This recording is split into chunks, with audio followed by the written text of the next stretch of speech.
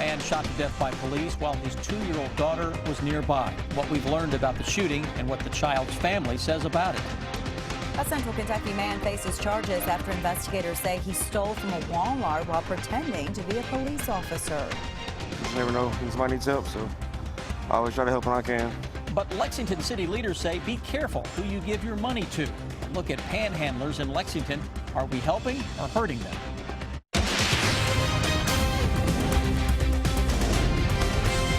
This is WKYT News at 6. Good evening. Tonight we're learning more details about a deadly police-involved shooting in Knox County. Police killed a man they say attacked them after he took his 2-year-old daughter from his grandparents' home. They say a sheriff's deputy shot 30-year-old Jesse Mills late last night along Highway 223 near Barberville. Family members say Mills did not have custody of his daughter. Caitlin Sentner talked to the child's family today. It's our top story at 6. She's real scared, and she's okay. A 2-year-old safe with family Thursday, but she's left without a dad. The little girl actually calls me daddy. She's rotten. She's a good little baby. A 911 call to police after family of the little girl says Jesse Mills went into their home, waking everyone, and grabbed his daughter. It's awful, and he's got a little 8-year-old little boy in there, and he don't understand it yet, you know. I wasn't here when he came up here, but I mean, from what they say, he was pretty bad. I mean, I'm not sure what made him that crazy, you know. They say Mills took off in a SUV but ran out of gas before walking along a highway. It was just around the bend here on Highway 223 when police say there was a scuffle with Jesse Mills. From what I heard, my dad was down there. Something, I believe someone said they tased him 2 or 3 times, and he kept coming toward the cop, and the cop shot him once in the chest and once in the stomach. Amanda Cox says police told her they warned Mills before the deadly shooting. One more time, if you come toward me, I'm going to shoot you. Family very much overwhelmed with emotion Thursday. They're confused, but say this isn't the only time Mills has acted out. He's acted like this once before, but it wasn't this bad. I'm not sure what he's doing. I mean, you know, it worries me. Family hoping the little girl doesn't remember the frightening moments. In Knox County, Caitlin Sentner, WKYT. According to the Knox County Jail, Mills had been arrested multiple times over the last 4 years. State police are investigating the shooting. The names of the officers involved have not yet been released. Police have an arrest warrant now for a well-known horse trainer in connection to an animal cruelty case. Maria Burrell faces 43 counts of animal cruelty. Police arrested her father, Charles Burrell, on the same charges yesterday. Investigators say they found 43 horses abandoned on a Mercer County farm. They say that many people have since stepped up to try and help the animals. It's been a community project that I think demonstrates the dedication that Kentucky has to the horse industry. All but 6 horses are still at the farm where they're being cared for by the state, the sheriff's office, and volunteers. The other 6 horses who needed more care are at the Thoroughbred Retirement Foundation farm in Lexington. At first glance, he appeared to be a police officer, but police say it was just a disguise, and they say a Central Kentucky man used it to steal from a Walmart in Lincoln County. Travis Hacker now faces many charges, including impersonating a police officer and shoplifting. Sabira Rayford has the story new at 6. Detective Tim Morris of the Stanford Police Department said Travis Hacker showed up to this Walmart 4 different times pretending to be a police officer. Finally, on the 4th time, they caught him red-handed. At a quick glance, you might not be able to tell the difference between these 2 guns. Well, this is a Glock Model 21 that we carry on duty. And this is the BB gun, along with toy badge police say Travis Hacker was carrying when he stole a number of electronics from Walmart. From a distance and by pictures, he looked the part. Security footage shows Hacker in a blue collared shirt and tie walking into Walmart. On several different occasions, he showed up to the store loading up a shopping cart of items and walking right out the front door. Morris said he acted very confident when he was in the store. At one point, he even stopped to buy a soda. Well, later on that day, they had a TV come up stolen, large item. They run back the footage on it. And this gentleman had loaded the television up into a cart and pushed it out the garden center entrance. On his fourth visit, employees called police and they caught him in the act. And reached back and put his hand on his weapon. It could have become a deadly situation at that point, but they were able to grab hold of his hand and remove the weapon safely. Morris told me Hacker will also be charged with being a persistent felony offender. In Lincoln County, Sabir Rayford, WKYT. Morris says it is important to ask for a police officer's identification badge if you are skeptical.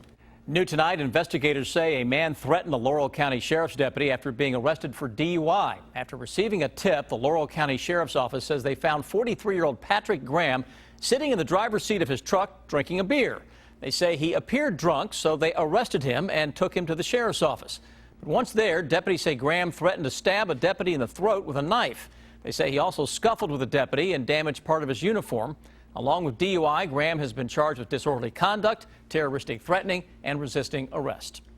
We have certainly enjoyed another day of some great weather across the Bluegrass, but it looks like some changes are on the way just in time for the holiday weekend. Chief Meteorologist Chris Bailey has an early look at your forecast. Very important for a lot of plans that are going on for people. Yeah, and as we get deeper into that holiday weekend, Amber, those storm chances really are going to increase, especially for July 3rd and unfortunately for July 4th, our Independence Day. Live look outside, and we can see the pattern is slowly changing. How can we see it just on this sky cam?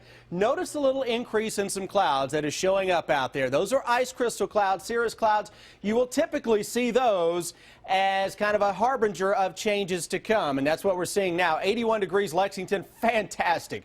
Just about no real humidity to talk about. Upper 70s, low 80s, Maysville, cool spot, 77, 81, Frankfort, Lexington, Richmond, Jackson, Somerset, London, hello Danville at 81 as well. Defender radar network with some clouds coming at us. Not going to see any precipitation from those clouds. Going to keep an eye on, though, a front to our northwest. Notice that has some thunderstorms out ahead of it. And I do think at times tomorrow, a couple of scattered showers and storms will try to crash on in here. Future hour-by-hour radar as we go through the evening. Watch that clock in the top right-hand corner of your screen. Everything in tip-top shape. 4, 5, 6 o'clock tomorrow morning.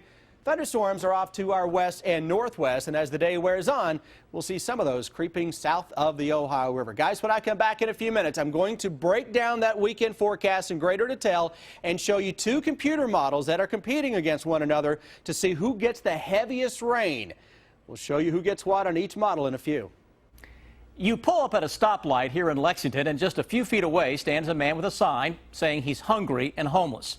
Do you give him $1 or $2, or do you ignore him? It can be a real pull on the heartstrings, but handing out cash may be the exact wrong thing to do. Tonight, panhandlers and the con job, many of them are pulling with your money. He says his name is Billy Mead, and he's asking for money as drivers stop on Maxwell at the Broadway Street intersection. I'm just trying to make a living. I mean, you know, I'm out on the street, and hopefully I get my disability here pretty soon. Mead says he's a former U.S. Marine from Magoffin County. He claims rheumatoid arthritis keeps him in a wheelchair. In the 30 minutes or so we watch, drivers hand Mead cash, handfuls of change, a bottle of water, and cigarettes. When you see someone like this that's asking for money, what goes through your mind? I think I have to help him, so I have no choice just to help him. Everybody goes through a hard time. You just never know when somebody needs help, so I always try to help when I can. There is a law in Lexington against panhandling or begging. But it turns out, as long as Mead stays on the sidewalk begging for money, police say he's not breaking the law. Police can cite someone who is in the street, in a median, on private property, or in a parking lot for a business like Walmart. If they're successful, then they have no incentive to go to shelter or to go somewhere for food or whatever their particular needs are. Police and people who work to help the homeless and needy in Lexington say it's a difficult law to enforce. Officers must witness the panhandler taking money. Fines for panhandling range from $50 to $100. But police find themselves citing someone who has little or no money to begin with. It's very difficult to look another human being in the eye when they're holding a sign that says, "Hungry, please help," and say no. But that's exactly what Lexington's Director of Homelessness Prevention and Intervention wants everyone to do. The important thing for people to know is if you give cash to someone who's on the street and holding a sign, that is often very harmful. Lanter maintains that by handing cash to a panhandler, you're helping feed their addiction to alcohol or drugs and removing any incentive to change their lifestyle. You've really undermined our efforts as a community to help that individual. Sometimes the offer of shelter, of a bed, of food, of buying them a meal, that's the only real incentive we have to get them to accept our help. And ready to go. The owner of Sab's Grill on South Limestone at Maxwell has a front row seat to one of the hot spots for panhandlers. He says they often work in groups of 6 to 8 and share the money they collect. The monies they're collecting, it's not to buy food. And they just go in that liquor store corner there, the Signature liquor store. That's where they go buy their liquors. You see this happen? I mean, so many times. He says the swarms of drunk panhandlers are hurting his business, especially outside his ice cream shop at the sidewalk tables. Sab is getting city approval to put up a fence to protect his customers. The time the evening came, they're totally drunk and they can barely stand up. He says he's even witnessed people drop off food for the panhandlers, only to see them throw it away. I swear to God, they put food in the garbage. They don't need it. We're so sad that we lost one of our brothers from the street last night. The tragedy of a life dependent on panhandling happened on January 11th, when the body of a man was found off Maxwell Street near a liquor store. As we reported that day, he froze to death. Charlie Landers says that man, 41-year-old Robert Johnson, was a regular panhandler at this intersection at Maxwell and Broadway. And he says Johnson was often intoxicated. He says on the night of his death, Johnson was offered a ride to a warm place to sleep by a group helping the homeless. Landers says Johnson turned them down because he was intoxicated. Later that evening, he was intoxicated, he fell, he got knocked out, and the weather got him. He passed away. Landers says people who gave him money bear some responsibility. Someone who was well-intended gave him that dollar that bought that drink that led to his death. If you want to give them something, give them information on how to get there. Have them call 211. That is United Way's resource referral hotline. They've got a phone number. They've got a list of all the shelters, all the food programs. This is a very generous community. And starting in the next few weeks, the city of Lexington plans to launch a public service campaign to encourage people not to give money to panhandlers. It's called Change for the Better Lexington. Information postcards like this one will be given out, listing all the shelter addresses and the free meals offered every day, plus the 211 hotline number and ways you can help without giving money to panhandlers. The card says, be firm but respectful, offer the person information, not cash. Some good news for many workers in Lexington. Next, why they'll be receiving more money in their paychecks starting tomorrow. Some people here in Lexington will be receiving a raise tomorrow. The city's minimum wage is going up. Starting tomorrow, Lexington's new minimum wage will be $8.20 an hour. It has been the federal minimum, which is $7.25 an hour. The Urban County Council approved the minimum wage increase last fall. It's actually being done in 3 increments. Next July, the minimum wage in Lexington will rise to $9.15 an hour and finally to $10.10 an hour in July of 2018. Noodles & Company is warning customers of a security breach. The chain says payment information has been compromised at some of its locations. And the breach affects customers who used a credit or debit card between January 31st and June 2nd. Lexington's location is not included in the warning. Only the locations in Florence and Newport were affected. Now, your hour-by-hour forecast with Chief Meteorologist Chris Bailey. June ready to go out on a relatively calm note. Temperatures today way below normal. Humidity is down as well, and the weather absolutely spectacular. July, you've got your work cut out for you, especially with the forecast we've got coming up over the next few days. A little look outside. High 70s to low 80s. 77 Moorhead, Maysville, 81 Lexington. Most of that I-75 corridor up and down the interstate and even westbound into Frankfort and Louisville at 81 degrees. Sunshine, Jackson and London, though, a little more in the way of some clouds showing up Lexington and Frankfort. But look at those temperatures. Not often you see all 4 locations there showing up with the exact same number. All right, we go through the day tomorrow. maybe a degree or two warmer than today into the afternoon, but a chance for a shower or thunderstorm will be with us at any point tomorrow. An increase in humidity, but nothing that is just crazy humid at all. Cloud cover that is decreasing as it gets into the bluegrass state because the air around here is so dry. Though look at the thunderstorms that are going up into parts of Kansas, Missouri, into Iowa and parts of Wisconsin. That's just ahead of that front that will be on top of us into the second half of tomorrow. So we will get at least some scattered thunderstorms tomorrow heading into the afternoon and evening. Maybe a decrease on Saturday. Then look what happens Sunday into Monday. At some point in there, we're going to be awfully close to washout material. Hopefully, we can get these clusters of thunderstorms that I'm expecting to kind of time out to where we can get some parades and fireworks in. Otherwise, we may be in some trouble because the rain factor with this will be upped in terms of just a normal thunderstorm because we have such a huge temperature gradient from the Great Lakes into parts of the Deep South. So any thunderstorm that goes up over the 4th of July weekend, Sunday, Monday, I'm really looking at you, can put down some very heavy rainfalls. Hour by hour forecast for the evening into tonight will show at least some scattered thunderstorms. Look what happens tomorrow afternoon and evening. May blow up a little band of some thunderstorms for folks who are heading out tomorrow evening. Maybe Lakeside Live at Lexington Green, chance for a thunderstorm tomorrow evening. We'll have to keep a close eye on that. Then as we go through the weekend, we've got temperatures that will be very nice on Saturday.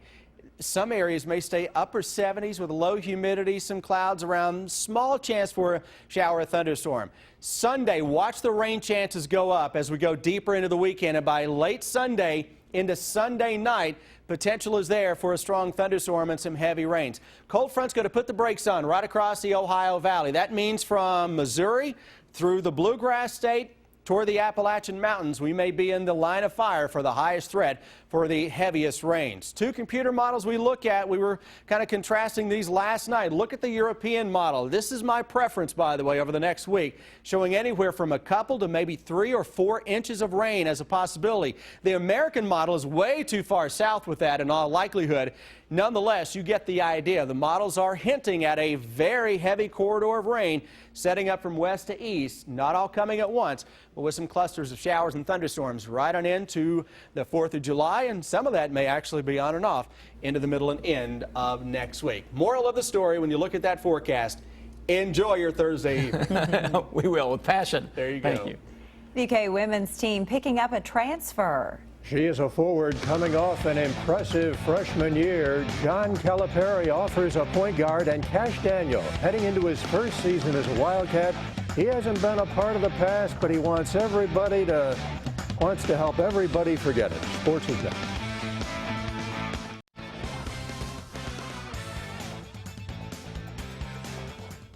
Quade Green is a 5-star point guard out of Philadelphia, and according to Ben Roberts of the Herald Leader, he now has a scholarship offer from Kentucky.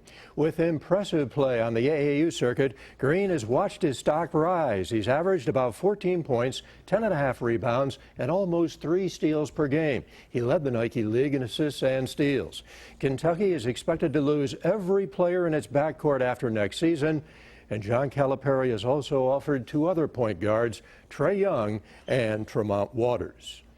UK women's basketball has added a transfer, and her name is not easy to pronounce. Here goes. Agechi Anyagiligbo. She played at Stony Brook last season and was the America East Conference Rookie of the Year. Anyagiligbo averaged 10 points and 9 boards at Stony Brook. She said she wanted to play at a higher level, so transferred. Matthew Mitchell calls her a very physical player that is talented at both ends. He described her as a perfect fit for his system. Anyagiligbo is out of Miami, Florida. There she won 2 state titles at Miami Country Day and was also named the Dick's Sporting Goods Nationals MVP. She has to sit out 1 season before becoming eligible the following year. It surrounds them everywhere they go, constant talk of starting out great and then only to finish 5-7 with no bowl game. But with every season, hope springs eternal. The offseason has seen Mark Stoops' team undergo significant changes to the coaching staff, and the players refuse to look back at what might have been. When I first got here, Coach Stoops saying, hey, forget about it, regroup, renew, and let's get going. And that's been our whole focus since this whole spring and this summer. We forgot about the past. Like you said, I wasn't here for it, so I don't know what it feels like. But I could tell you as a player, it wouldn't feel that good. I can't even put it in words. It's just something that we definitely need, something that we want. I feel like we definitely deserve it.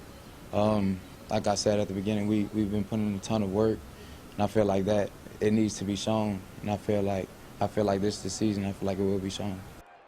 And the Lexington Open is set for this weekend at Eastland Bowling Lanes, and Kelly Kulik hopes to get to the finals in front of the home fans. Kulik bowled at Moorhead before turning pro. She made history when she became the first woman to win on the men's tour. 80 bowlers will compete beginning tomorrow. The final 4 bowlers then go to Chicago to compete for the title on television. I'm harboring a slight ankle injury, so I'm not at my 100% best, but I'm a fierce competitor, and even at 80%, I can beat about 80% of the field. So, you know, being in Kentucky, back with a lot of friends and everything, I've got a great support group here. It's going to be a good week. She sounds confident. That's sports. We'll be right back. All right, you're talking about a little bit of rain finally heading this way. Yeah, once we get into tomorrow, it's isolated. Best chance will come Sunday into the 4th of July. Could be some rounds of thunderstorms, heavy rain. Enjoy that Thursday evening, though. Temperatures in the 70s this evening, some high clouds, 0 humidity to speak of. Good deal. All right, the CBS Evening News is coming your way next. We will see you back here tonight at 11. Have a good one.